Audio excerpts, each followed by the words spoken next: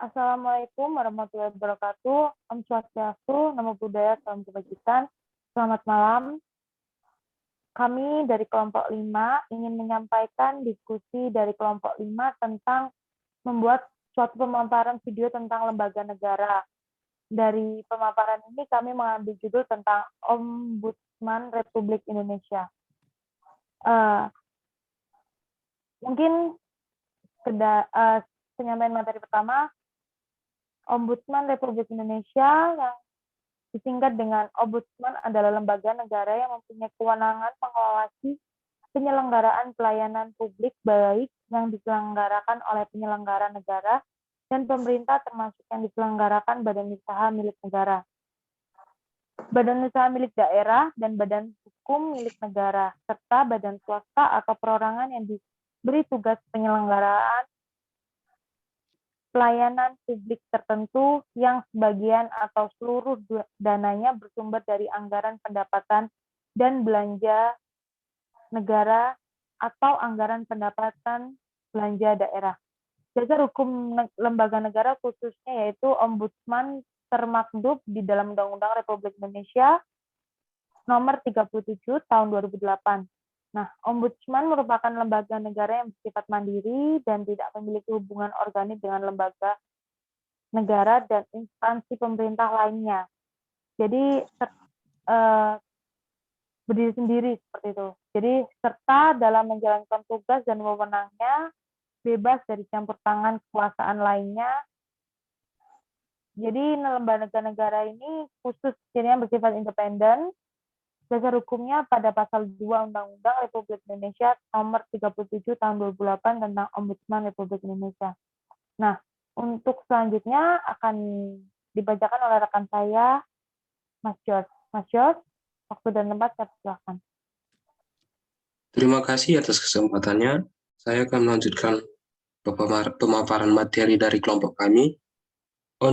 Ombudsman Republik Indonesia merupakan lembaga pengawas eksternal yang keberadaannya diharapkan mampu mengontrol tugas penyelenggara negara dan pemerintah dalam penyelenggaraan pelayanan publik dan penegakan hukum.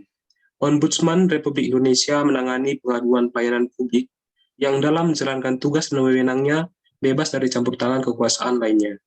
Undang-Undang Nomor 37 Tahun 2008 tentang Ombudsman Republik Indonesia menjadi dasar pembentukan Ombudsman Republik Indonesia.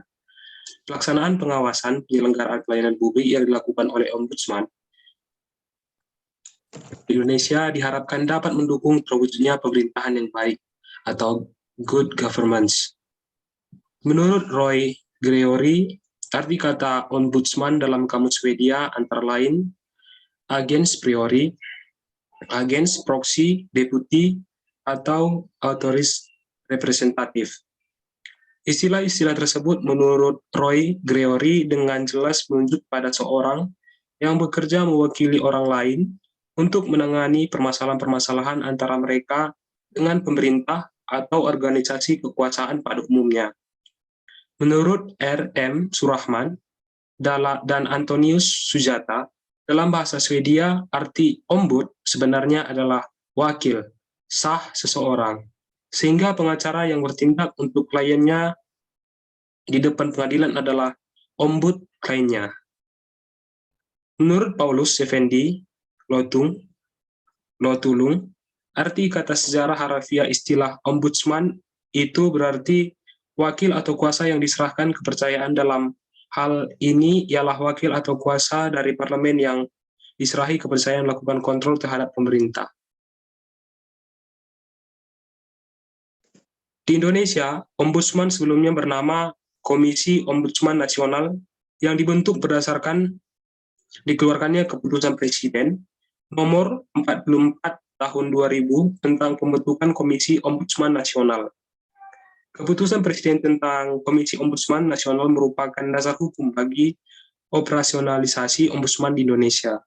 Pembentukan Komisi Ombudsman Indonesia Nasional ini dimaksudkan untuk membantu menciptakan dan mengembangkan kondisi yang kondusif dalam pemberantasan korupsi, kolusi, dan nepotisme serta meningkatkan perlindungan hak-hak masyarakat agar masyarakat memperoleh pelayanan umum, keadilan, dan kesejahteraan secara adil. Menurut S. F. Marbun, pengawasan dapat ditinjau dari berbagai segi, antara lain segi ekonomi atau manajemen dan segi hukum. Dari segi manajemen, pengawasan diperlukan untuk menjamin agar suatu kegiatan organisasi berjalan sesuai dengan rencana, planning, sehingga tujuan organisasi tercapai. Di samping itu, pengawasan juga untuk menjaga agar fungsi pemerintah berjalan dengan baik dan terjamin penerapan tata kelola pemerintah yang baik atau good governance. Dengan demikian, pengawasan dapat memperkecil hambatan yang terjadi dan segera melakukan perbaikan. Untuk pemaparan selanjutnya akan dilanjutkan oleh rekan kelompok saya. Baik, selanjutnya saya akan membacakan tentang tugas dan fungsi dari Ombudsman. Dalam menjalankan tugas dan wewenangnya, Ombudsman Republik Indonesia selalu mendasarkan dirinya pada prinsip-prinsip yang dianut sehingga menjadi jati diri yang melekat bagi setiap anggotanya, yaitu berdasarkan pasal 3 Undang-Undang Nomor 37 Tahun 2008 tentang Ombudsman Republik Indonesia. 1. Kepatutan, 2. Keadilan, 3. Non-diskriminasi, 4. Tidak memihak, 5. Akuntabilitas, 6. Keseimbangan, 7. Keterbukaan, dan 8. Kerahasiaan. Selanjutnya, tugas Ombudsman yaitu 1. Menerima laporan atas dugaan maladministrasi dalam menyelenggarakan pelayanan publik, 2. Melakukan pemeriksaan substansi atau laporan, 3. Menindaklanjuti laporan yang tercakup dalam ruang lingkup kewenangan Ombudsman, 4. Melakukan investigasi atas prakarsa sendiri terhadap dugaan maladministrasi dalam penyelenggaraan pelayanan publik, 5. Melakukan koordinasi dan kerjasama dengan lembaga negara atau lembaga pemerintahan lainnya serta lembaga kemasyarakatan dan perseorangan. 6. Membangun jaringan kerja. 7. Melakukan upaya pencegahan maladministrasi dalam penyelenggaraan pelayanan publik. Dan 8. Melakukan tugas lain yang diberikan oleh undang-undang. Selanjutnya, fungsi Ombudsman dalam mengawasi penyelenggaraan pelayanan publik yang diselenggarakan oleh penyelenggara negara dan pemerintah baik pusat maupun daerah termasuk yang diselenggarakan oleh badan usaha milik negara serta badan swasta atau perseorangan yang diberi tugas menyelenggarakan pelayanan publik tertentu. Pembentukan Ombudsman Republik Indonesia ini juga diperkuat dengan Undang-Undang Nomor 25 Tahun 2009 tentang Pelayanan Publik atau UU Pelayanan Publik. Pengesahan Undang-Undang Pelayanan Publik pada tahun 2009 ini semakin memperkuat tugas, wewenang, dan fungsi Ombudsman dalam menjalankan fungsi pengawasan terhadap pelayanan publik. Adapun yang menjadi tujuan dari dibentuknya Ombudsman Republik Indonesia yaitu 1. Mewujudkan negara hukum yang demokratis, adil, dan sejahtera. 2. Mendorong penyelenggara negara dan pemerintah yang efektif dan efisien, jujur, terbuka, serta bebas dari KKN. Yang ketiga, melalui peran masyarakat membantu menciptakan dan atau mengembangkan kondisi yang kondusif dalam melaksanakan pemberantasan korupsi, kolusi, dan nepotisme. Yang keempat, meningkatkan mutu pelayanan negara di segala bidang agar setiap warga dan penduduk memperoleh keadilan, rasa aman, dan kesejahteraan semakin baik. Yang kelima, membantu menciptakan dan meningkatkan upaya untuk pemberantasan dan pencegahan praktik-praktik maladministrasi berarti perilaku atau perbuatan melawan hukum melampaui wewenang, menggunakan wewenang atau tujuan lain dari yang menjadi tujuan wewenang tersebut termasuk kelalaian atau pengabaian kewajiban hukum dalam penyelenggaraan pelayanan publik yang dilakukan oleh penyelenggara negara dan pemerintahan yang menimbulkan kerugian material dan atau immaterial bagi masyarakat dan orang perseorangan, diskriminasi, serta KKN. Selanjutnya akan dibacakan oleh Mas Akbar. Silakan Mas Akbar. Baik, terima kasih. Penyelenggaraan pelayanan publik yang prima sangat diharapkan oleh segenap lapisan masyarakat. Hal tersebut patut dipahami karena sampai saat ini masyarakat seringkali masih menerima pelayanan publik yang buruk dari penyelenggara negara dan pemerintahan sehingga dapat menimbulkan kerugian material maupun immaterial bagi masyarakat maupun orang perseorangan. Ketidakpuasan masyarakat maupun orang perorangan terhadap penyelenggaraan pelayanan publik tersebut banyak diadukan kepada Ombudsman Republik Indonesia. Hal-hal mengenai proses seleksi penerimaan calon pegawai negeri sipil atau CPNS, pengurusan perizinan, penanganan sengketa pertanahan maupun sengketa ketenaga kerjaan, maupun hal-hal lain yang berhubungan dengan penyelenggaraan pelayanan publik.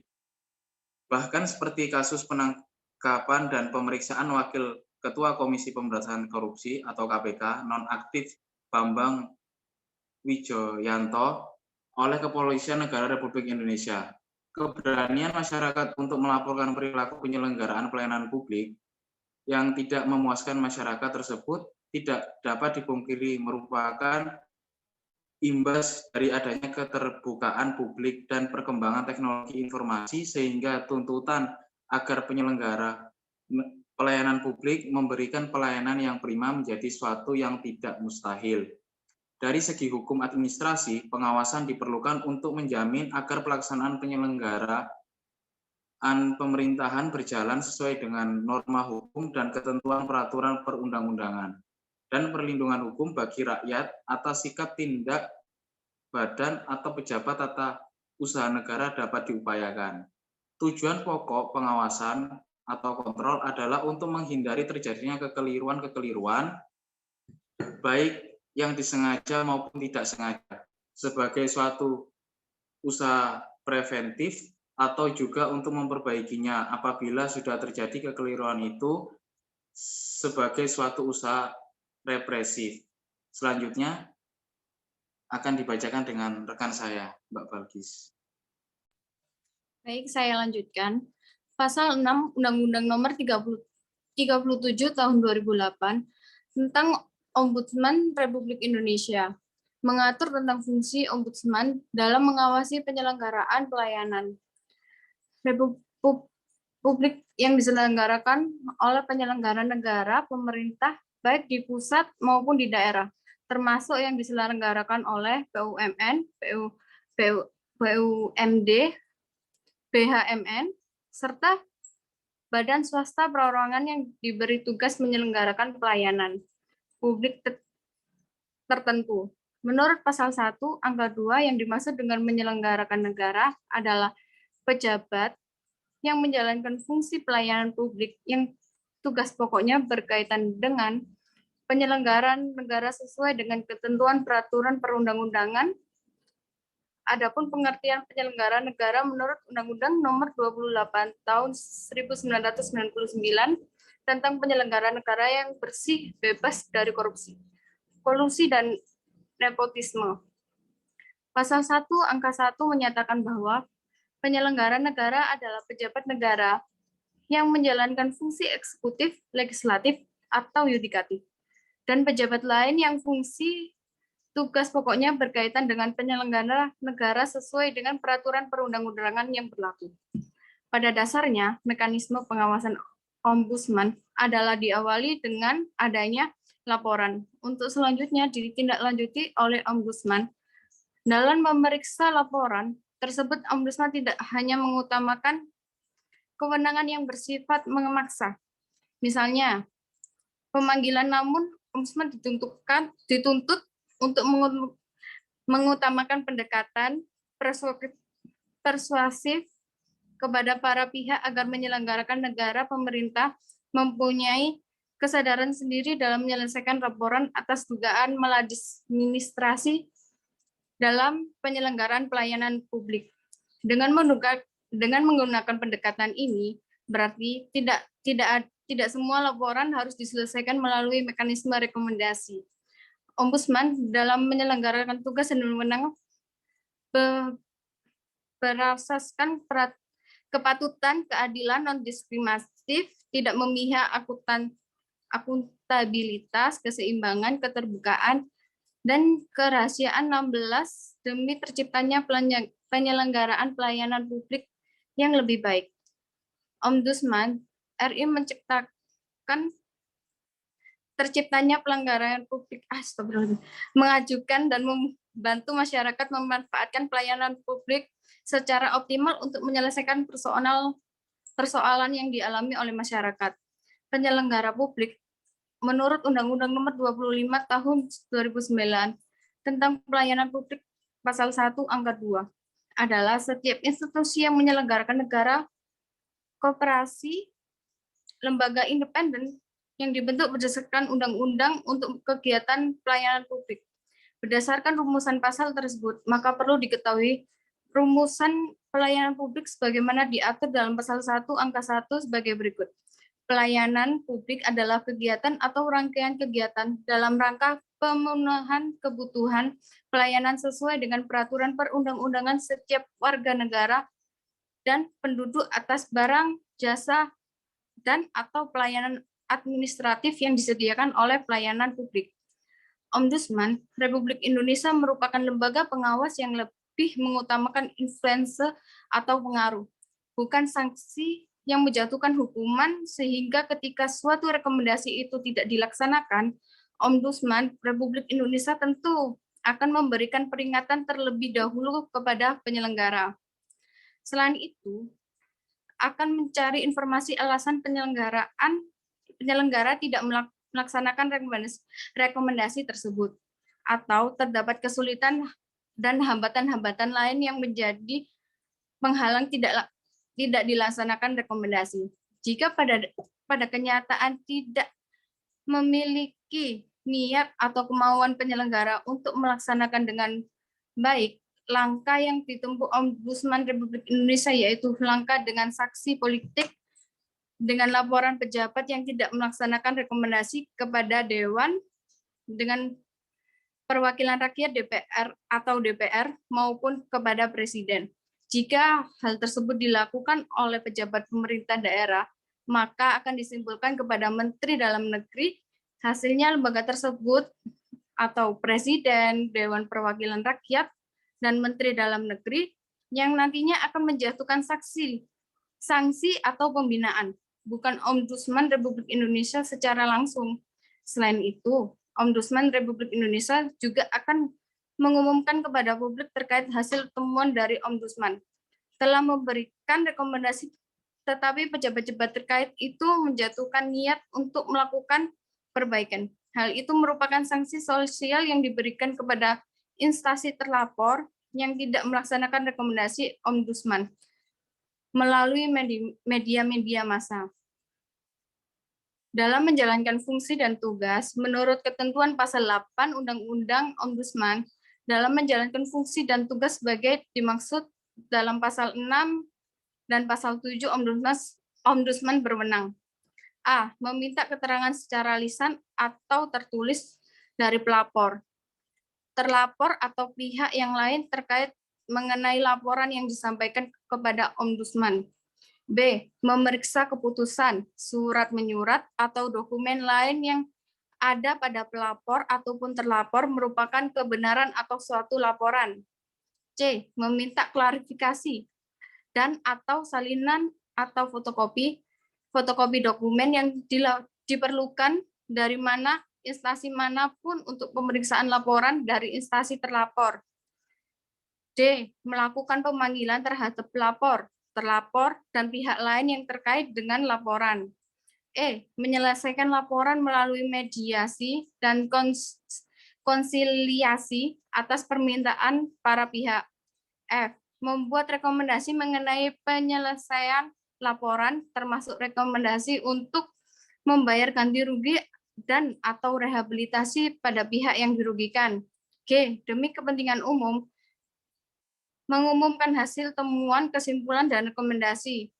Selain wewenang sebagai yang dimaksud dengan ayat 1, Ombudsman berwenang A. Menyelesaikan saran kepada Presiden, Kepala Daerah, atau pemimpin penyelenggara negara lainnya, guna memperbaiki dan menyempurnakan organisasi dan atau prosedur pelayanan publik.